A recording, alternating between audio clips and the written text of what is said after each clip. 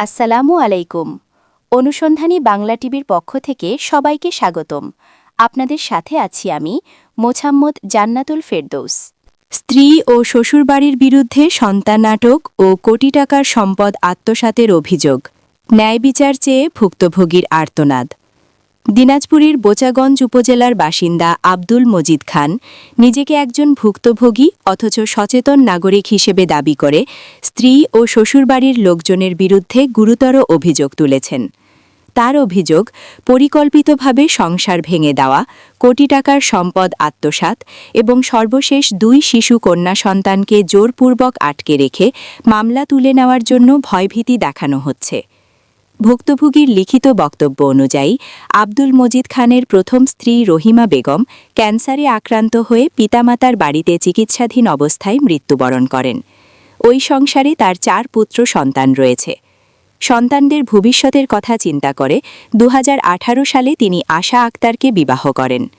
প্রায় 7 বছর 6 মাস দাম্পত্য জীবনে তাদের 3 কন্যা সন্তান জন্ম নেয়। কিন্তু অভিযোগ অনুযায়ী শ্বশুর লাইসুর রহমান, শাশুড়ি লিপি আক্তার, দুলাভাই দেলোয়ার হোসেন সহ পরিবারের অন্যান্য সদস্যদের কুপরামর্শে আশা আক্তার মোট 8 বার সংসার ত্যাগ করেন। কন্যা সন্তানদের মুখের দিকে তাকিয়ে বারবার সব সহ্য করলেও পরিস্থিতির ক্রমাগত অবনতি ঘটে। ভুক্তভোগীর দাবি, এই সুযোগে অভিযুক্তরা তাকে 3টি বসতবাড়ি বিক্রি করতে বাধ্য করে, নগদ 17,09,200 টাকা হাতিয়ে নেয় এবং প্রায় কোটি টাকার সম্পদ সংক্রান্ত গুরুত্বপূর্ণ জরুরি ফাইল আত্মসাৎ ও জিম্মি করে রাখে। সবচেয়ে উদ্বেগজনক ঘটনা ঘটে গত 17 জানুয়ারি 2026 সন্ধ্যা আনুমানিক 6টার দিকে।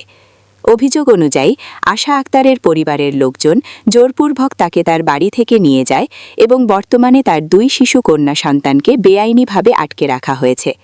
প্রকাশ্যে হুমকি দেওয়া হয়েছে, মামলা তুলে না নিলে শিশু সন্তানদের ফেরত দেওয়া হবে না। এ ঘটনায় প্রতিবাদ করায় আব্দুল মজিদ খান ও তার পরিবারের ওপর শারীরিক ও মানসিক নির্যাতন চালানো হয়েছে বলেও তিনি অভিযোগ করেন। একাধিক মামলা ও জিডি। ভুক্তভোগীর তথ্য মতে এ পর্যন্ত বোচাগঞ্জ থানা, দিনাজপুর আদালত ও নির্বাহী আদালতে একাধিক মামলা এবং সাধারণ ডায়েরি জিডি দায়ের করা হয়েছে। এর মধ্যে রয়েছে নিখোঁজ, চুরি, সম্পদ আত্মসাৎ ও জিম্মি সংক্রান্ত অভিযোগ। তবে 1 মাসের বেশি সময় পেরিয়ে গেলেও কার্যকর কোনো পদক্ষেপ না নেওয়ায় তিনি চরম হতাশা প্রকাশ করেন। ভুক্তভোগীর দাবি, আব্দুল মজিদ খান বলেন, আমি শুধু ন্যায় বিচার চাই। আমার 2 শিশু কন্যা সন্তানকে জীবিত ও নিরাপদে ফেরত চাই। কষ্টে অর্জিত সম্পদ ও গুরুত্বপূর্ণ কাগজপত্র উদ্ধারের দাবি জানাচ্ছি। তিনি প্রশাসন ও মানবাধিকার সংগঠনগুলোর উরুরি হস্তক্ষেপ কামনা করেন। একই সঙ্গে অভিযুক্তদের কেউ দেখা মাত্র নিকটতম থানা বা পুলিশ ফাঁড়িতে সোপর্দ করলে 1 লাখ টাকার বেশি পুরস্কার দেওয়ার ঘোষণাও দেন।